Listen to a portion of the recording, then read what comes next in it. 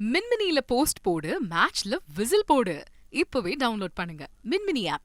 அதிமுக மீண்டும் ஒன்றுபடுமா என்ற கேள்விக்கு டிடிவி தினகரன் அளித்த பதிலையும், கோவை தேர்தல் களம் குறித்து அமைச்சர் டிஆர்பி ராஜா கூறிய சூசக விமர்சனத்தையும் மைக் கச்சேரியில் பார்க்கலாம்.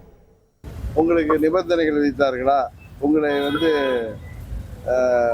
தாமரை சின்னத்தில் போட்டியிட வேண்டும் என்று நிர்பந்திக்கிறார்களான்னு கேட்டாங்க.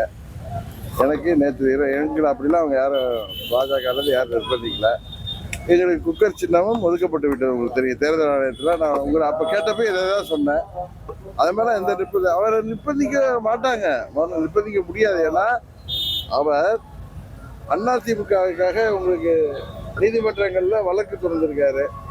வழக்கு தொடர்ந்திருக்கிறப்ப வேற ஒரு கட்சி சின்னத்தில் அவர் போட்டியிட்டார்னா அந்த வழக்குகள்லாம் வித்ரா பண்ற மாதிரி ஆயிடும். உங்களுக்கு தெரியாது இல்லை. அதனால அவர் போட்டியிட்டால் சுயேட்சை சின்னத்துல தான் போட்டியிடும். அதிமுக பிரிஞ்சு இருக்கு, ஒண்ணு போட வாய்ப்பு இருக்கா சார்? இல்ல பழனிசாமி என்கிற சுய மனிதர் அவருடைய சுயநலம் போய் துரோக சிந்தனையெல்லாம் போய் திருந்தினால் அதுக்கு வாய்ப்பு. அவங்க கட்சியை வளர்க்க நம்மளாம் வீடு வீடாக போய் திண்ணை பிரச்சாரம் செஞ்சு கட்சியை வளர்ப்போம். எதிரணி அப்படி கிடையாது. வெறும் வாட்ஸ்அப்பு, வெறும் ஃபேஸ்புக்கு, அங்கேயும் போய் கட்சியை வளர்க்கலாம். ஆனால் வளர்க்குற மாதிரி வளர்ந்த மாதிரி ஒரு சூழலை உருவாக்கும். அதை முறியடிப்பது மிக முக்கியம். நம்ம ஆளுக்கே என்ன பிரச்சனைனா, ஒருவேளை அவன் வளர்ந்துட்டானோ அப்படின்னு ஒரு மண்ணும் கிடையாது.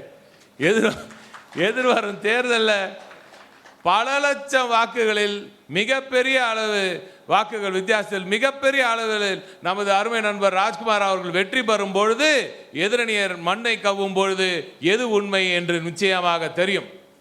தேர்தல் முடிந்தவுடன் நிச்சயமாக பிரியாணி போடணும்னு சொல்லி சொன்னேன். இப்போதான் நியூஸில் வந்துச்சு மட்டன் பிரியாணியாம.